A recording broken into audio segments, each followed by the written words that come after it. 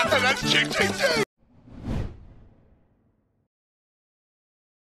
selamat datang kembali kepada channel ini. Pada video ini kita akan membahas tentang monitor termurah pada kelas 27 inch, yaitu LG 27 MP500. Nah, monitor ini memiliki harga termurah dengan ukuran 27 inch dengan resolusi 1920x1080p, refresh rate 75Hz yang didukung oleh AMD FreeSync. Pada review monitor ini, kita akan melihat terhadap ketajaman dari monitor tersebut, warna yang dihasilkan dari monitor tersebut, build quality, dan pengalaman dari pemakaiannya. Nah, ini merupakan setup yang aku miliki sekarang. Kamu bisa lihat pada yang di sini, yaitu salah satu monitor terlangka yang mungkin kamu nggak bakal ketemu lagi, yaitu SPC SM27HD dengan resolusi 1920x1080p, curve 1500R, dengan refresh rate 165Hz, yang mendukung juga AMD FreeSync. Kemudian di sebelahnya yaitu LG 27 UD68W yang merupakan monitor 4K 60fps dengan support juga AMD FreeSync. Nah, yang kedua yang di atas adalah yang akan kita review sekarang, yaitu LG 27 MP500. Nah, keduanya ini aku setel pada video yang sama untuk menunjukkan, yang tentu akan di zoom in, gak mungkin kelihatan dari situ, bagaimana reproduksi warna pada batch yang berbeda atau pada seri yang sama dengan produk yang berbeda. Jadi untuk melihat kesamaan hasil yang diproduksi oleh monitor tersebut. Jadi kalau misalnya kamu membeli dua, kan sedikit aneh kalau kamu tahu menerima dengan warna yang berbeda. Jadi kamu harus ubah-ubah lagi. Pokoknya yang dibandingkan adalah ketajaman dari 1920x1080p apakah cocok atau cukup untuk 27 inch. Yang kedua itu adalah reproduksi warna, karena aku nggak punya kalibrator yang khusus untuk mendeteksi, jadi tentu aku nggak bisa secara jelas mengetahui perbandingannya dengan Adobe RGB atau peningkatan yang lain, tapi seenggaknya reproduksi warna dari IPS-nya itu apakah cukup baik dan cukup enak untuk kamu lihat, dan juga build quality. Yang pertama kita akan lihat adalah ketajaman.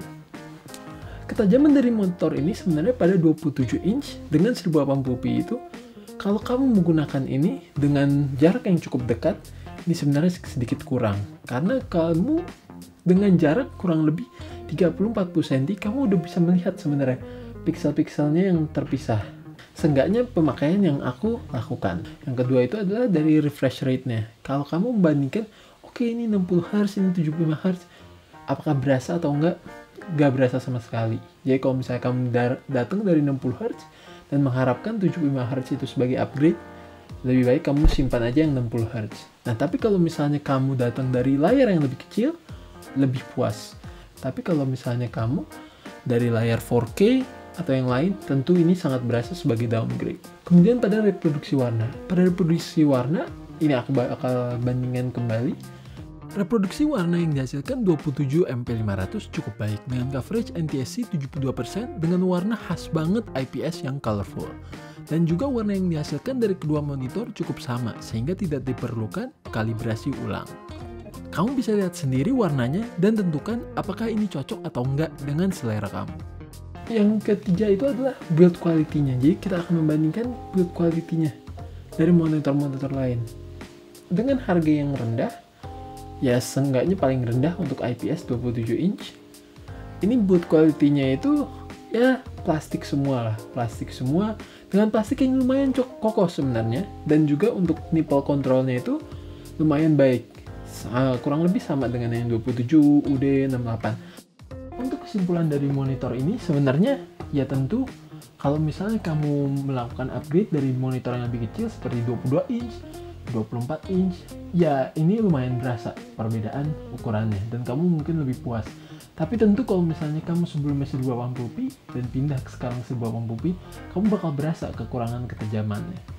Nah, kalau misalnya kamu tipe orang yang memakai monitornya itu pengen yang deket banget, ini bakal berasa kurangnya. Tapi kalau misalnya kamu memakai yang jauh atau hanya untuk menonton video-video saja, itu nggak terlalu berasa.